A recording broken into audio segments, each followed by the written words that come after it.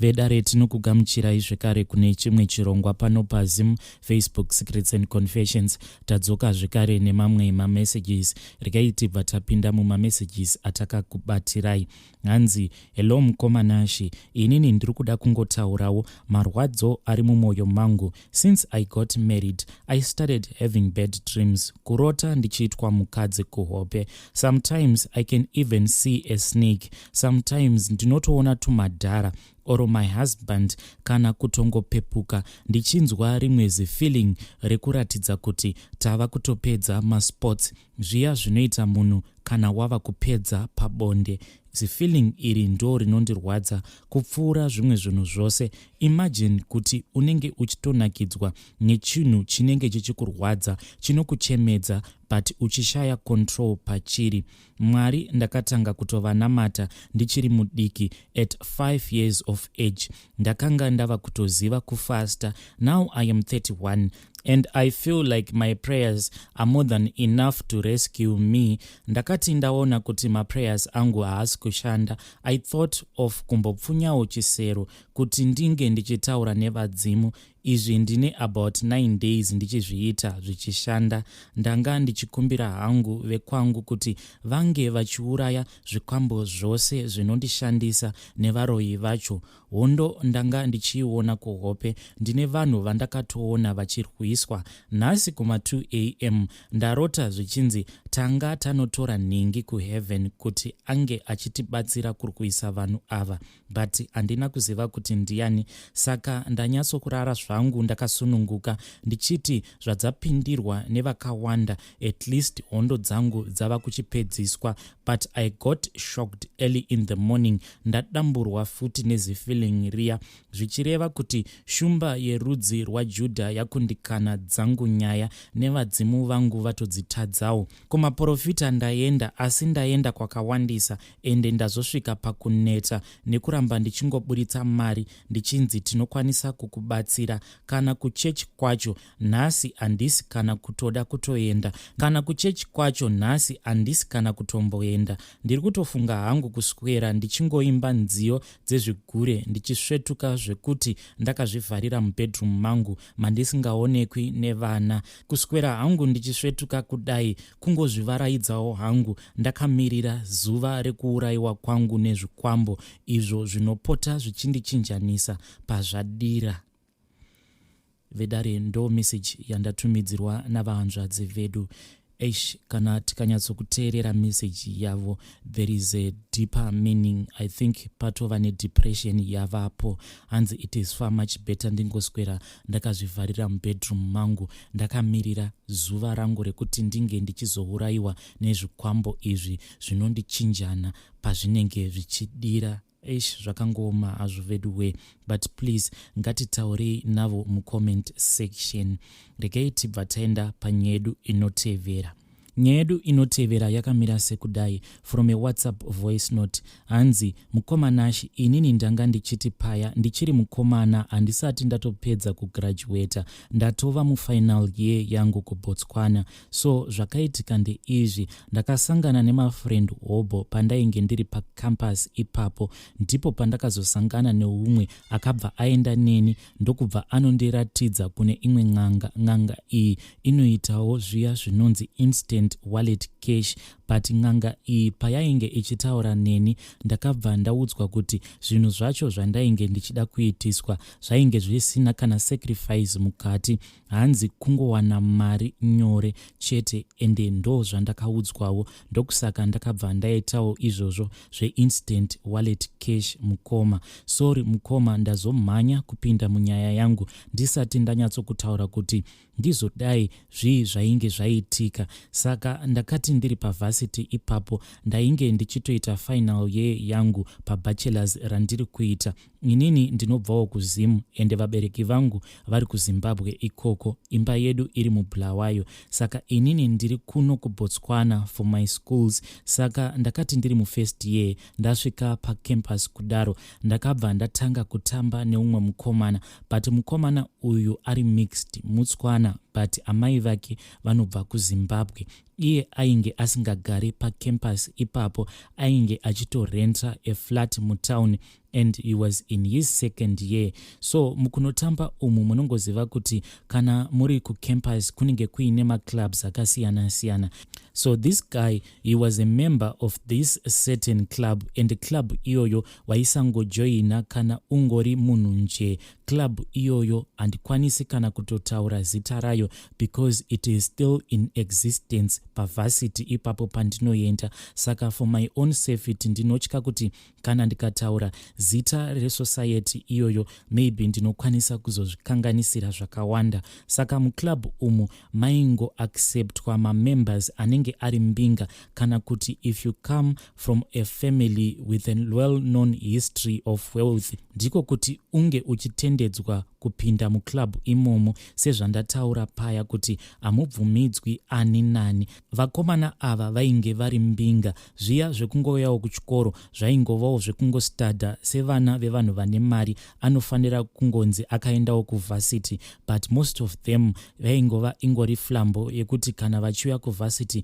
vanenge vaine maposhi cars, and even the way yavainge vachidressa, it was all perfect. And the parties, they would host parties almost each and every Friday. Vaita zvekuroteta kuti nhasi kana kukanzi kuri kupfekwa all white, but all white yacho inoenda kumba kwanhingi, the following week inenge iri kumba kwanhingi. Zvinhu zvataitoziva kuti these ones, they were the big boys. So inini in the end I ended up joining the club E. Asi pandakazojoina club E, ndini ndega ndainge ndichigara pacampus, vamwe vose vainge vachirenta matown houses. So takati tati fambei tiri muclub imomo, and on my side zvainge zvava kunetsa because taenda kunoatenda meetings eclub E each and every Wednesday. Saka taiti kana tapedza kuatenda meetings eclub, ndini ndega ndainge ndisina motikari, saka vaizotopinda busy yekubvunzana kuti ndiani achaenda kunosiya uyu kucampus.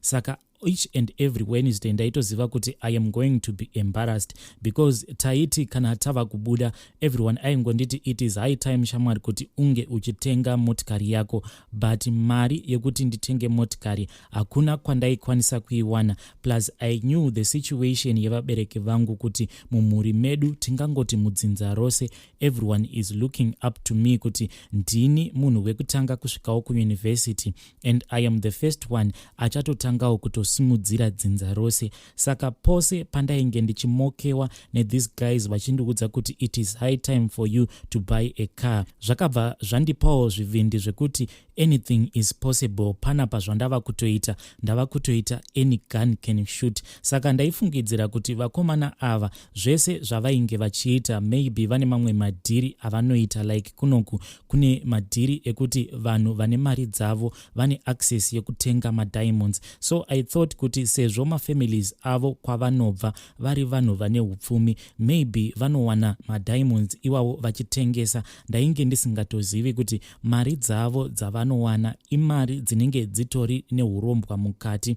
In the end, musikana wandainge ndichidata akabva atanga kundiudza kuti uri kuona ka iwewe, siyana neboys rawalinka naro iri, pano wakavinga chikoro. Ende musikana uyu nayewo ainge ari mutswana. So the way yatainge takataurirana from the first time yatakatanga kudanana, iye akabva andiudza kuti she was willing kuti inini naye tinge tichichata so that inini ndikwanise kuzowana mapapers ekubotswana ikoko pandinenge ndagraduate, then we can have a good combination tobva tangorarama takadaro tichitsvakawo upenyu huri nani. So from my first year, kubva zvandainge ndakatanga kudanana nemusikana wangu uyu, ndo chidzidzo chatainge takaitirana. Saka paakazoona kuti I was getting more and more into this culture yekuti ndainge ndava a club member, the way that I was dressing and even the way that I was acting, on my side I just felt kuti baby iri rainge rava kungofila jealousy,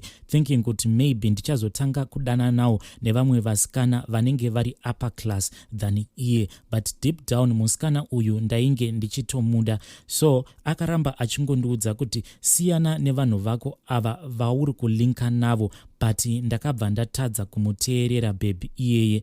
Right, mazuva akapindana ndichibva ndazonzi nemufesi wangu, uri kuona shamwari, all of my friends are complaining kuti iwewe you are dragging us behind. I think it is high time kuti tinge tichikupinzawo madhiri awa ekuita mari.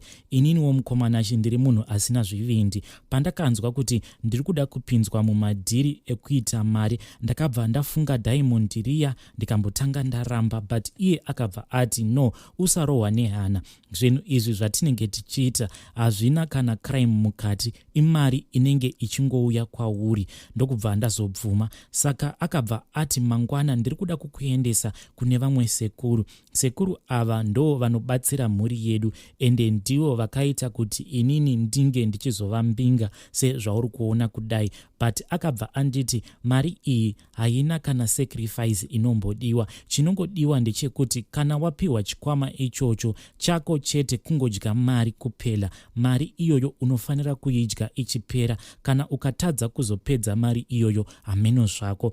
Saka at that time ndakazvibvunza kuti is it possible kuti ungawana mari yekuti unotadza kuidya, nekuda kwekuti ndainge ndisati ndambobatawo mari yakawandisa semari yandiri kubata. Ndakabva ndamuudza kuti kunyange ukandipa mari yakawanda sei, nematambudziko ari mumhuri medu, mari iyoyo inopera within ma-hours, nekuti zvacho zvinenge zvichida kurongewa zvinenge zvakawanda. Early in the morning mukomana uya akabva auya kucampus, ndokubva auya akanditora ndikabva ndaenda naye kuna sekuru vake vaya. Tasvika kuya ndakabva ndapiwa 10 pula, but mari iyoyo yandakapiwa yainge iri nyowani. You know zviya kana ukaburitsa mari pa ATM inenge ichiri kunhuhwirira, ndo zvainge zvakaita 10 pula iyoyo. So mari iyi yainge iine kamwe kachuma kainge kakatenderedzwa nekachira katsvuku nemunhenga wehanga. Asi ndakangonzi zvinhu izvi zvinofanira kugara muwallet umu. Saka shamwari yangu ainge atouya akatenga imwe wallet yainge iri yeleather, ndokubva anditambidza wallet hiya. Sekuru vaya vakabva vati sezvandakuudza muzukuru, 10 pula iyi inofanira kugara muwallet umu, nekamucheka aka nekachuma aka zvinofanira kugara muwallet umu. Kunyange zvoita sei, zvinhu izvozvo haufanire kuti unge uchizviburitsa muwallet mako, ende kunyange ukazorohwa nenhamo yakaita sei, usafa ende usafa wakashandisa 10 pula iyoyo. Mari uchaiwana ende uchawana mari yakawandisa. Asi muzukuru, kunyange zvoita sei, usafa wakakanganwa kuti mari yako yose yaunenge uchiwana iri kubva pa 10 pula iyi. Remekedza 10 pula iyi yandakupa, uiremekedze, ugare wakaiisa panzvimbo panenge pari safe. Ndabva ikoko kun'anga ndichingoti zvemung'anga munongozviziva. Ndokubva ndatora chikwama changu ndokubva ndadzokera zvangu kucampus. Ndakati ndakarara paya, ndakamuka makuseni, but ndakati ndichinovhura muchikwama ndokubva ndaona kuti mainge muine 10 pula, but paside pe 10 pula ndakabva ndaona kuti painge pava ne100 US. Saka zvakabva zvandinetsa kuti ko 100 US iyi yabva kupi. Ndokubva ndarangarira kuti nezuro wacho ndainge ndaendeswa kun'anga iya yainge yandiudza kuti ndichange ndichingoita mari. Ndakabva ndatora 100 US iya ndokubva ndaudza shamwari yangu kuti ndo mari yandainge ndawana. Iye akabva ati zvino uchaita sei, nekuti munoshanda mapula. Ndikabva ndamuudza kuti azvinetse ndiperekedze somewhere. Takabva taenda panopaka mabhazi anotakura vanhu vanenge vachibva muno muBotswana vachienda kuZimbabwe, vamwe vachibva kuZimbabwe vachiuya kuno kuBotswana. Ndasvika paya ndakabva ndatsvakawo vanhu vanoita zvekuchinjawo mari, ndikabva ndachinja 100 US yangu iya ndokubva ndapiwa mapula. Ndakati ndatora mapula angu neshamwari yangu takabva tatenderera, but iye akabva aramba kuburuka mumotikari make nekuda kwekuti kwacho kwandainge ndichida kutenga tukuma smarts twangu iye akabva ati kuri low class, plus mari yandainge ndiinayo yainge iri shoma. Saka iye akabva asara zvake akagara mumotikari. Ndikabva ndaburuka ndokubva ndatenga hembe dzangu ndikabva ndatotanga kutobaka pa university. So every day ndainge ndava kungomuka muwallet muine mari. Ndaiti kana ndikamuka muwallet mangu muine mari, ndaitora mari iya ndobva ndaiviga somewhere. Semunhu ainge avawo nezvimari zvake zvaanenge akaviga muroom make. Ndainge ndava kungovawo suspicious about everyone, even my trusted roommates. Ndainge ndava kusatova trusta, ndainge ndava kungoona kuti munhu wese anokwanisa kungondibira. Ndakabva ndatsvakawo another room yekuti ndinge ndichirenta until ndazotanga kugara muflat mandiri kugara now. Mukomanashi, kana ukapinda muflat macho mandigere, everywhere is money. Unongoti uchingofamba, everywhere there is money. Even kuseri kweTV kune mari chaiyo. Imwe mari yacho handichatombozive kuti ndoiisa kupi. Mukoma, mari yandava nayo yakawandisa, and each and every morning pandinomuka ndinongomuka mari yakaita murwi kudai. So pari zvino mukomanashi zvandakazoita, ndakazoitawo combination. Pane umwe wandainge ndichingowirirana naye ikoko kumabhazi, saka takabva taita a combination kuti inini anokwanisa kundiisawo pamashares pebhazi rake. Right now as we are speaking, mukomanashi, kuZimbabwe ikoko ndakatotenga stand ende imba yacho iri kutosimudziwa. Zvese izvi zvandiri kuita, vabereki vangu havasi kana kutombozviziva kuti mwana atova nemashares mumabhazi anouya kuno kuBotswana plus ikoko kuZimbabwe. Vabereki vangu havasi kutoziva kuti ndakatotenga stand ndikapedza kuibhadhara plus imba yangu. Izvezvi kune mabhiridha atori busy kusimudza imba yangu. Ndinoshaya kuti vabereki vangu kana ndikada kuvaudza kuti ndo zvavapo, ndinotanga ndichivaudza kuti zvinhu izvi ndakazviwana kupi. Ndakambofunga kuti ndivaudze kuti ndakawanawo mukoto wemadiamonds, but ndakabva ndatya because munhu wese mumhuri medu vanozviziva kuti inini I am just a soft guy. Saka kuti ndizonzi ndapindana nemadhiri ekutenga diamond ndichitengesa, ndinotya kuti hama dzose dzinobva dzangoita suspect kuti hama yedu maziviro atinoiita haana zvivindi zvekuti angabata diamond achiritengesa. Mukoma, handidi kunyepa, pari zvino handisati ndambosangana kana neproblem, asi problem yandiinayo ndeyekuti mari yacho iri kuwandisa, iri kungoramba ichingoita zvitutu mumba. Paya paunoburuka uchibva pamubhedha unongokaruka watokava chitutu chemari. Imwe mari yacho yava kutotyisa ende handichazivi kuti ndoita zvekuita sei. Sezvandakuudzai kuti vakomana ava pandakatanga kuwirirana navo, ivo vainge vava kutopedzisa mabachelors avo avainge vachiita, ende pari zvino one wacho uyo akandiendesa kun'anga ava kugara kuNorway kwaari kushanda, ende handisisina communication naye. Ende ndakati ndichinotarisa profile yake yepaFacebook ndakabva ndangoona iri blank, ende handizivi kuti akandibloka kana kuti akadeleta account yake yepaFacebook, because kunyangwe ndikasecha zita rake paFacebook harichabudi, kunongobudawo vamwe vane mazita akafanana neemukomana uyu. The reason why ndainge ndichida kuita communication naye ndiye kuti ndaida kumubvunza kuti ko ari kumbozvigona sei nemari iyi, why mari yangu iri kungoramba ichiita zvitutu, ende kuti ndinge ndichienda kunobvunza mamwe maclub members. Pane umwe ainge achiita like kakuwirirana neni, ndakamubvunza kuti unoziva here zvinhu izvi zvinonzi instant wallet. Iye akabva ati no, I don't know anything about that. Inini mari yangu ende mari yababa vangu haina kana mishonga mukati. Baba vangu vane matrucks, ende akabva angosiyana neni kubva zvandakamuudza kuti inini ndainge ndakaendeswa kunoitwa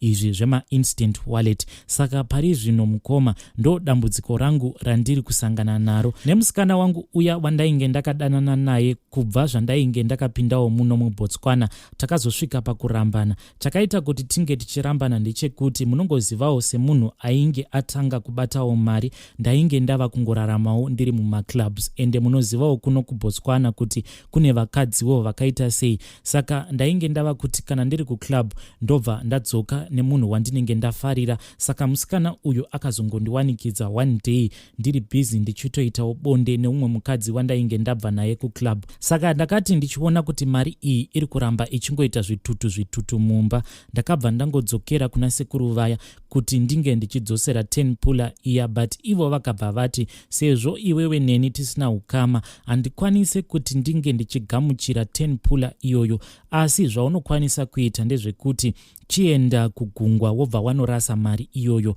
But handizivi kuti kana warasa mari iyoyo zvinhu zvako zvinokwanisa kuramba zvakakusunungukira here, kana kuti pane zvimwe zvinenge zvava kuzodiwa kuti unge uchizotutsira pa10 pula iyi yaunenge warasa mugungwa, nekuti 10 pula iyoyo yakatobatanidzwa neupenyu hwako. Saka handizivi kuti kuenda kunenge kuchiita gungwa nekudzoka kunenge kuchiita gungwa ndo zvinenge zvava kuita upenyu hwako here. Mukoma, ndo dambudziko rangu randiri kusangana naro. Handichazivi kuti kana izvezvi ndikadzokera kuZimbabwe handizopinzi here vabereki vangu busy, because kunyange mari yacho ndikati ndiri kuda kudzokera kuZimbabwe ndinoitakura nei? Kunyange ndikati mari iyi ndiri kuda kuenda kunoidhipozita kubengi, ndinoenda kunoidhipozita kubengi ndichiti mari iyi yabva pai? Please mukoma, ndiisireiwo mudare menyu. Kana muinewo vabatsiri vanokwanisa kundiudza kuti zvingafambiswa sei kana wava kusada pfuma iyi like ye-instant wallet cash, pandakadya zvangu, kutaura chokwadi ndava bhoo wangu. Mari haizodi kuwandisa sha, inodawo kuita iri average, kwete kuti each and every day unongomuka mumba muine zvitutu zvemari. Kana muchiziva zviya zvinoita nhuta zvekuti inoita zvitutu mugarden, zvitutu zvemavhu, ndo zvinomuka zvakaita mumba mangu. Unoona kuti apa panenge paine chitutu chemari, ukanopinda mune imwe room munenge muine chitutu chemari. Ndinotonyara kana ndikapinda mumba mangu nevanhukadzi makuseni munhukadzi asati amuka, ndini ndinotanga kumuka ndobva ndanhongerera mari yose. Please mukoma Nashi, ndiziviseiwo kana mazoposta yanguwo nyaya ndikwanise kuzotevererawo mucomment section. Vedare ndo voice note randakatumidzirwa nemwanakomana uyu. Hanzi vana vadiki ndo vatova number 1 pakuromba. Hey, zvakangoma hazvo vedwe. Hanzi inonzi instant wallet cash. Hey, zvakangoma hazvo. Ngatitaurei naye mucomment section.